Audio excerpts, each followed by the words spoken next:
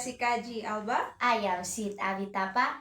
Today, we will be presenting the Aman Futures Investment Scam of 2012, one of the biggest financial frauds in the Philippines, and a case that reveals the importance of ethics and financial governance. In 2012, one of the most notorious investment scams in the Philippines shocks the nations, the Aman Future Investment Scams. The operation was led by Manuel Amalilio, a Malaysian businessman who posed as a successful commodities trader. The scheme was based on Pagadian City, Zamboanga del Sur, but quickly expanded to other nearby provinces as thousands of eager investors joined. Aman feature promises extremely high returns, 20% to 80% profit in just 20 to 30 days.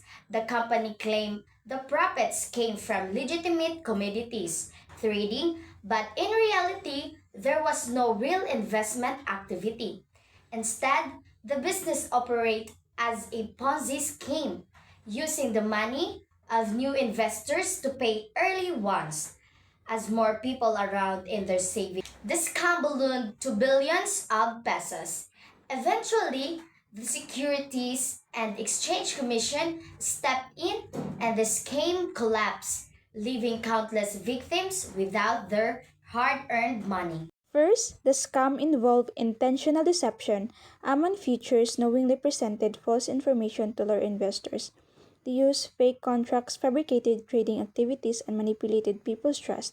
Second, they exploited the financial vulnerability of ordinary Filipinos teachers, OFWs, small business owners, farmers, and local workers who were hoping to grow their savings. Finally, the leaders showed a complete disregard for integrity, honesty, and social responsibility. Financial management and governance violations. Aman Futures ignore almost every key principles of responsible financial governance. It operated without SEC registration, violating laws in investing solicitation. It had no internal controls, no legitimate accounting system, and no transparency in how money was being used. There were no audits, no risk assessment, and no protection for investors. Financial and social impact on stakeholders. The collapse of the scheme left devastating effects. Investors collectively lost an estimated 12 billion, wiping out life savings, retirement funds, and even borrowed money. Many families fell into debt. Local economies were disrupted because a huge amount of cash suddenly disappeared. Proper financial controls and ethical governance are essential. If Aman Futures had been required to submit real financial statements and undergo independent audits, the inconsistencies would have been caught early. Stronger regulatory enforcement by the SEC and local government could have halted the operation before it grew larger. Better risk management could also have prevented widespread losses. Investors should have thought to recognize red flags like unrealistic profit rates, lack of registration, and pressure to recruit new members. Financial literacy is a powering tool to protect communities.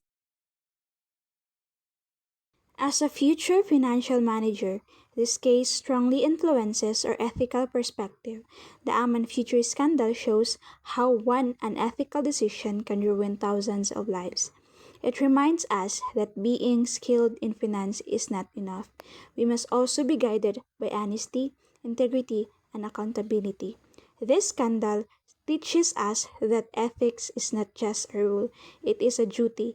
By choosing what is right, we can help protect people and strengthening trust in the financial system.